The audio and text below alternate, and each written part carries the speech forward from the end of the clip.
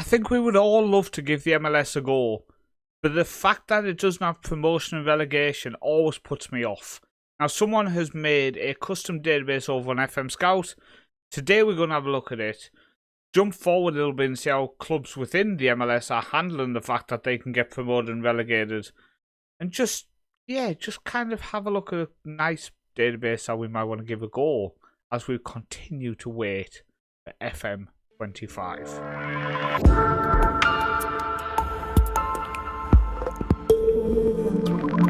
So the database was created by Junior Kench, and it's called the American Dream version 1.4. So what I'm going to do is I'm going to jump down to what it is. So step into the heart of American soccer with the new USA League system. Experience the thrill of managing across 8 tiers, complete with promotion, relegation and playoffs. If you're ready for a fresh challenge and a deeper dive into the game, grab the mod now and reshape your football journey. So the features of this mod are that there's an 8-tier league system, a proper league system, just like the European ones. None of this East and West shenanigans. Optional is a World Champions League. I didn't download that, but there is an option to download it. Increased player transfers. American clubs have higher likelihood of signing high-profile players. American-style playoffs implemented at the end of each season. Enhanced club reputation. They now have a higher standing in world football, which I think they would if it had proper relegation promotion. Upgraded training facilities. Boosted player attributes. An award system, and European season dates. Yeah, I noticed when I came to set the holiday and stuff that the season dates were like Europe. Did confuse me a little bit at first. So like I say, the links to this are in the description below if you want to give this kind of database a go. I think it'll be a lot of fun. I think taking over MLS sides is normally quite a bit of fun, but like I say, the drafts, etc. sometimes can be a little bit off-putting, and the fact that there's no promotion relegation for me just makes it fairly dull. So as you can see here, the likes of Birmingham Legion have come up into the top flight to fill the numbers in this 30-team league. Work my way down, trying to see if I recognise anyone else. Monterey Bay have come up into it. Orange County have come into the league to fill these spots, along with Vancouver FC. So I see, like we've been told, it's an 8-tier system. So you have the USL Championship underneath. You can see here another 30 teams competing in that. Then you have USL League 1, which again has 30 teams competing. Then you go to USL League 2, which again is 30 teams, with the likes of Ocean City, North Carolina FC, where somebody who I know is actually one of the coaches there.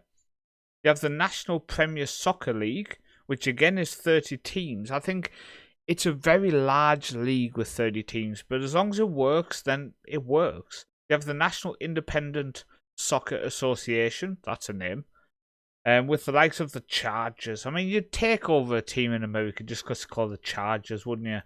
You go down, you have the United Premier Soccer League, which has Georgia Revolution, Florida Craze, the FC Buffalo, I mean, that's the one for me, or Chicago City. Go to the Windy City. Oh, they don't have a stadium. And just play anywhere you want. Just book a place, $5 a night, you are sorted.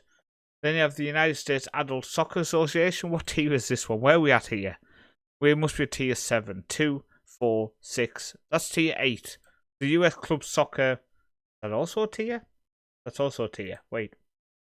I counted wrong. It's an 8 tier. 1, 2, 3, 4, 5, 6, 7, 8, 9.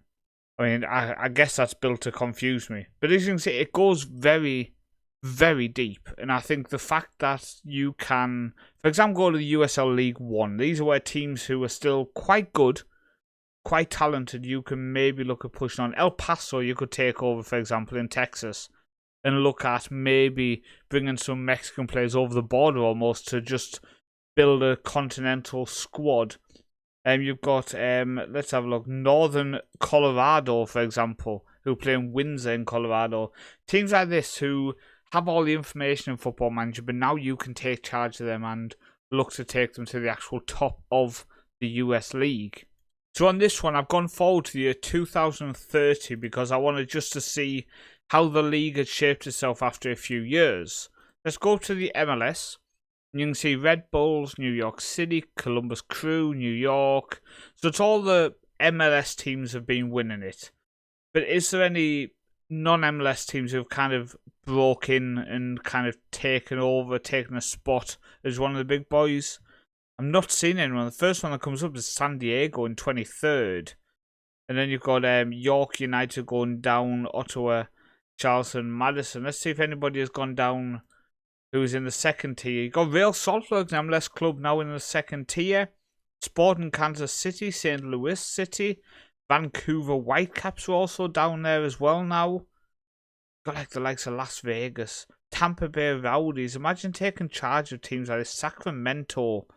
Who've had, isn't it Sacramento who have produced a young academy player who's turned into somebody who was in Man City have been trying to pick him up?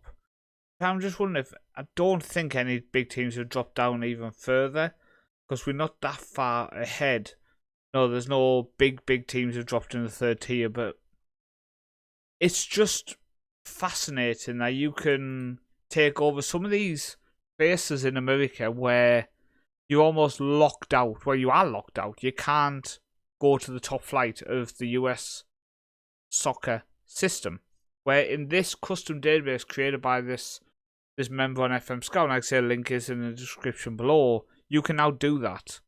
You can now take over and you can try to make them successful, try to achieve something with one of these teams. Tulsa. Isn't Tulsa where... So I'm interrupting the video to say thank you firstly for the support and the continued support on the content that I'm creating. If you are in a position to do so, there is an option below to become a Patreon member or to become a YouTube member. It will cost you 49 kroner a month, which is about $3 or £3 a month. And that goes towards future things on the channel, like I'm looking to save up for a new microphone, for example, to pay towards my Premiere Pro for editing the videos. It just helps show a little bit of support, but also, if it builds up to a certain amount, I can look at taking a day off work a month to help towards creating that content and making it just a little bit better for you guys going forward. But only if you can afford to do it, go down and click them links. Don't do it if it does financially put you in a problem. Let's head back into the video and thank you again for taking the time to listen to me. Sylvester Stallone's series is done. I'm sure that's where that is. But either way, it's again another database I just wanted to showcase and promote and just let you see it, and hopefully you do think it's interesting. Give it a go. Let me know who you go with in the comments below. And I'll see you next time. You will see on the screen now the people who are patrons or monthly members through YouTube. If you do want to join, links are in the description below. The YouTube one, you can just click that join button next to where the subscribe button is, or go into the description if you want to become a Patreon member. Links are below. Thank you for your support, and hopefully I will see you on the next video.